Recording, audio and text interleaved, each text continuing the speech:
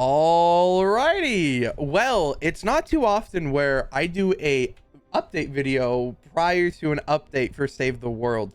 It's actually a rare, like actually I think this is the first time ever that I did an update video prior to the actual update coming out, just due to the fact that this update for Save the World is actually going to be major and it's going to be game breaking to the point where you might be a little mad, confused, but I'm going to try to explain it to you as smoothly as possible, and we'll go through and read most of the stuff that you need to understand. So to start off with, the daily login rewards are going to be changed. They start off with that with the release of Fortnite's version 25.10. Update will be making a significant change to the reward systems in Save the World. We'll be removing the daily login rewards and shuffling those rewards to other resources, most notably daily quests and mission alerts. So before anyone gets, mad at the fact that they're not removing daily, like they say removing daily quests, but they are daily login rewards, but they're just moving them into a place where you actually have to play the game in order to get these daily login rewards. So they're going to not replace daily quests, but they're going to be added into daily quests and on top of mission alerts. And they do say other resources, so this could mean there might be a separate tab just doing daily login rewards, or just getting, those daily login challenges, I guess what they're going to be called most likely. So you're going to actually have to play the game in order to get your daily login rewards. Now, a lot of people are probably going to be mad about this, but we actually have a great thing to go along with this. So in the version 25.10, we'll be taking the amount of V-Bucks in tickets that can be earned in the current system, dividing it up to get a daily value, and adding the amount to the existing daily quest reward. As a result, each daily quest will now give 30 additional X-ray tickets upon completion, plus 30 additional V-Bucks for founders. So if you're founders, you're going to be getting 80 V-Bucks per daily mission. And then if you're non-founders, you're going to get 80 X-ray tickets, which, if you guys don't know, that is a decent amount. And on top of that, you're going to still get your daily login rewards, which, that includes like 300 X-ray tickets and or V-Bucks.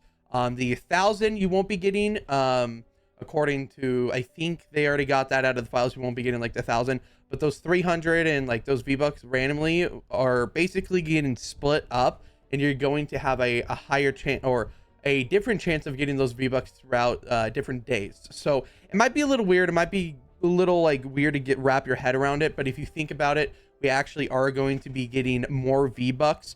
The math has been done already. Fortnite_Save the World on Twitter, if you guys don't already know who they are. They pretty much did the math, and a lot of people already factored this in. I'm assuming Save the World devs also did the math with this. So before anyone starts complaining in the comments down below, the math is right here. So the old, you got 50 V-Bucks for 336 days. I'm pretty sure there's 365. I don't know where they got 336.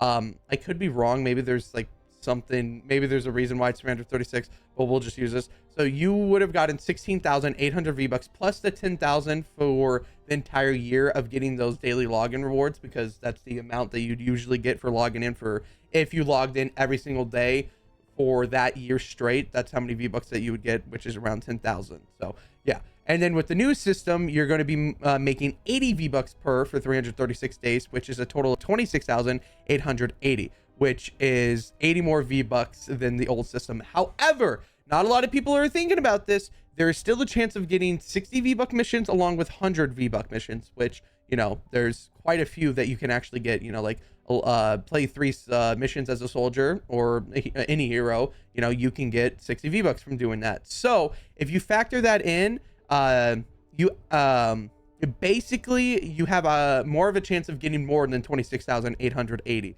So on occasion, I would say you get probably 100 V-Buck mission every 2 weeks, 60 V-Buck mission maybe like once or twice a week. So if the math is correct, 52 weeks in a year, you probably get around like an extra, if my math is correct, I'm doing this off of my head, you get around probably extra 5,000 V-Bucks per year.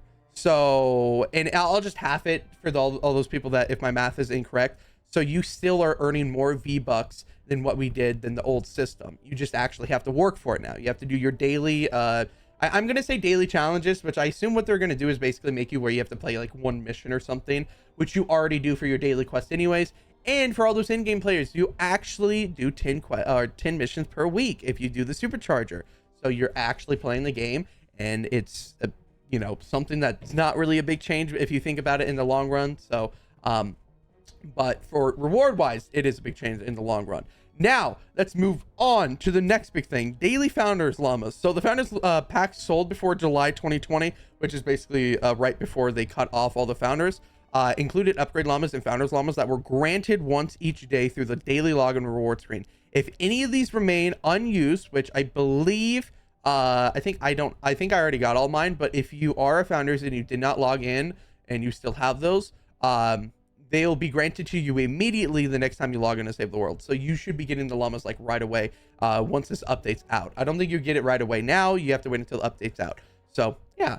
Now mission alerts. This is also a major change, and I actually do love this because not only do mutant storms change technically, not change per se, but you have a higher chance of getting more rewards in mutant storms, which makes mutant storms a lot more bearable when you play. So daily login rewards are also a source of schematic, heroes, defenders, survivors, and evolution materials. To compensate for the source being removed, we'll be making some improvements in the update to the items awarded by mini boss mission alerts. So stay with me. For mini boss mission alerts, we'll be increasing the average rarity of the reward items and significantly upping the quantity of rewards by adding a chance for the mini boss mission alerts to grant a second bonus reward of the same type and rarity.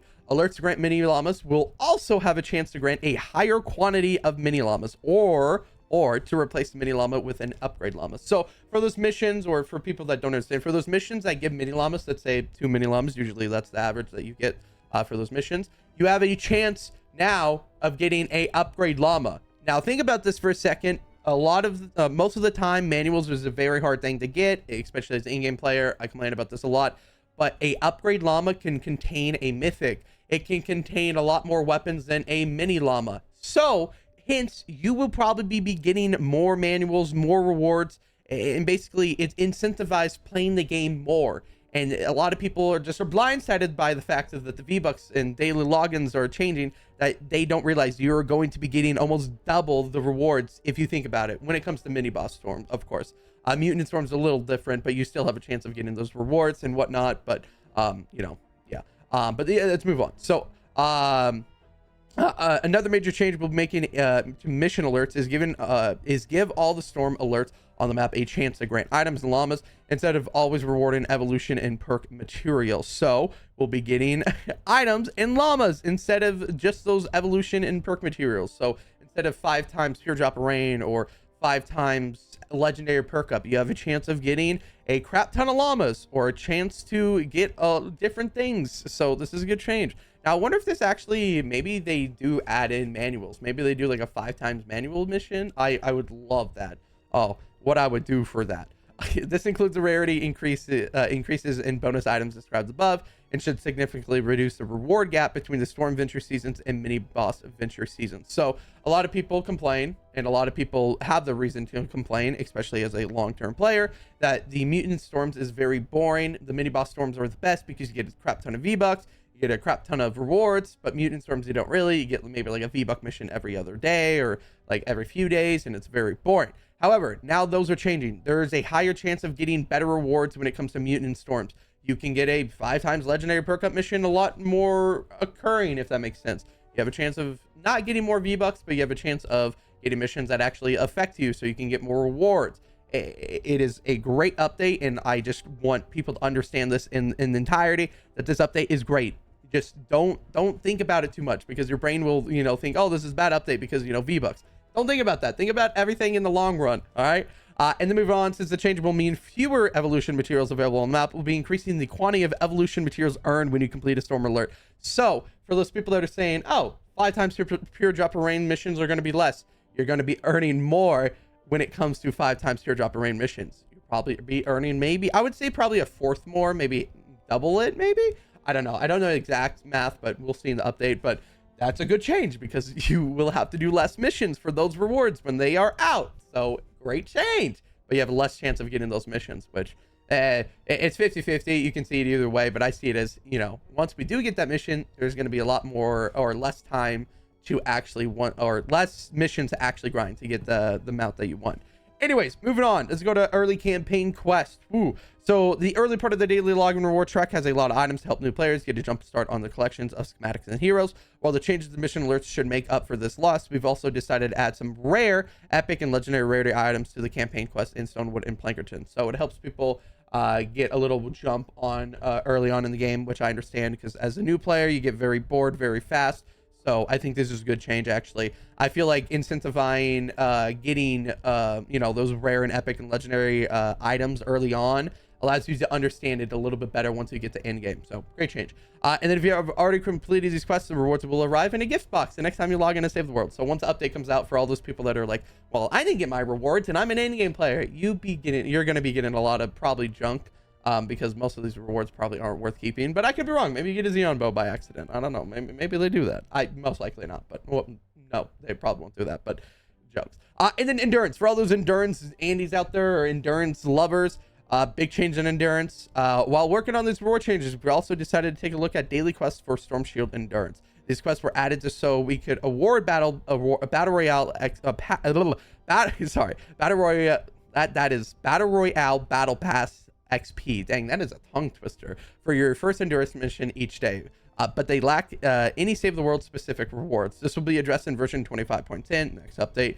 They will start giving evolution materials, perk materials, and gold upon completion, in addition to Battle Pass XP they already grant. So on top of the rewards that you already get from endurance, you'll be getting more from the section where you get XP. So you're going to be getting more rewards when you do an endurance. So for all those people that say this update's bad, it's not. You just need to read the entire thing. I know a lot of people struggle reading, or they just choose not to read because they want to see the bad things and save the world. But this change is actually really good. And if you did stay to the end, make sure you subscribe, because I'm going to be covering the update whenever it actually does come out and everything in Battle Royale. So please, you know, make sure you subscribe. I'd appreciate it. Also, use code Mattio in the item shop. It really does support me a lot, so I'd appreciate it. Otherwise, let me know what you think of the update. I know it's a lot to take in, and there's a lot of, you know, controversy if it's a good update or not. So let me know what you think down in the comments. Otherwise, you guys have a great day, night, wherever you are, and I will see you guys in the next one.